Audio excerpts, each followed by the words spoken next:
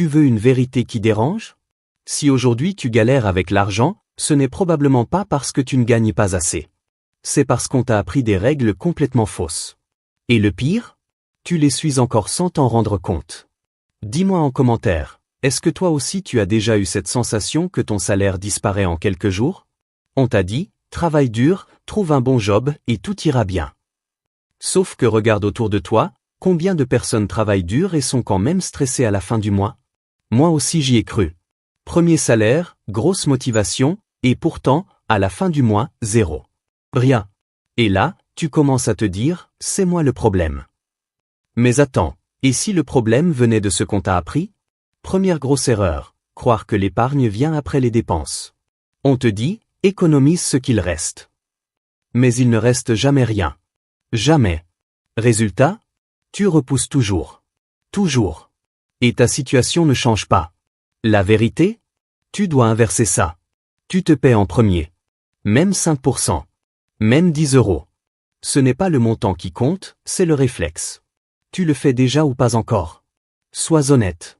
Deuxième mensonge, quand je gagnerai plus, ça ira mieux. Faux. Totalement faux. Parce que tes dépenses augmentent avec ton salaire. Nouveau téléphone. Meilleur appart. Plus de sorties. Et tu reviens au point de départ. C'est ce qu'on appelle le piège invisible. Et beaucoup restent bloqués là toute leur vie sans comprendre pourquoi ils stagnent. Maintenant, laisse-moi te poser une question importante. Combien d'achats que tu fais sont vraiment réfléchis? Et combien sont juste émotionnels? Fatigue. Stress. Ennui. Tu ouvres une app, tu commandes, et sur le moment ça fait du bien. Mais quelques jours après? Regret.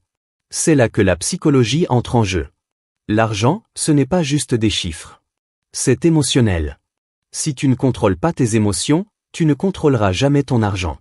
Tu peux gagner beaucoup, et tout perdre à cause de mauvaises décisions impulsives. Et ça, personne ne te l'explique. Troisième erreur, avoir peur d'investir. On t'a peut-être dit que c'est risqué. Que tu peux tout perdre. Résultat? Tu laisses ton argent dormir. Et pendant ce temps, l'inflation travaille contre toi. Silencieuse. Invisible. Chaque année, ton argent perd de la valeur. Lentement, mais sûrement. Tu le savais ça? Je ne te dis pas de prendre des risques stupides. Je te dis d'apprendre. De commencer petit. De comprendre où tu mets ton argent. Parce que ne rien faire est aussi un risque. Quatrième piège, ne jamais regarder ses finances. Beaucoup évitent. Par peur. Par honte. Mais ignorer le problème ne le fait pas disparaître. Au contraire, il grandit. La solution? Ultra simple. Tu notes tout. Tes entrées. Tes sorties. Sans jugement. Juste la réalité. Et là, tu vas voir quelque chose de choquant. Où part vraiment ton argent? Et attends, ce que tu vas découvrir peut littéralement changer ta vie financière. Maintenant, voici ce que tu peux faire concrètement, même avec peu. Commence par mettre de côté une petite somme automatiquement dès que tu reçois ton argent. Ensuite, identifie une dépense inutile que tu peux supprimer cette semaine. Une seule. Pas 10. Une. Puis, forme-toi un minimum sur l'investissement, même 10 minutes par jour. Et surtout, prends conscience de tes émotions quand tu dépenses. Ce n'est pas compliqué. Mais ça demande de la discipline.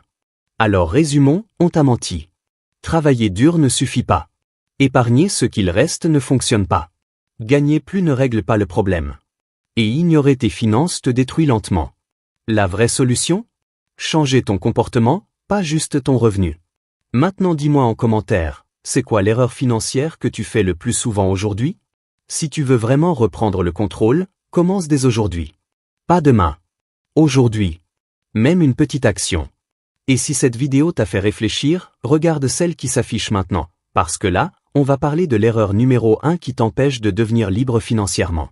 Tu ne veux vraiment pas passer à côté.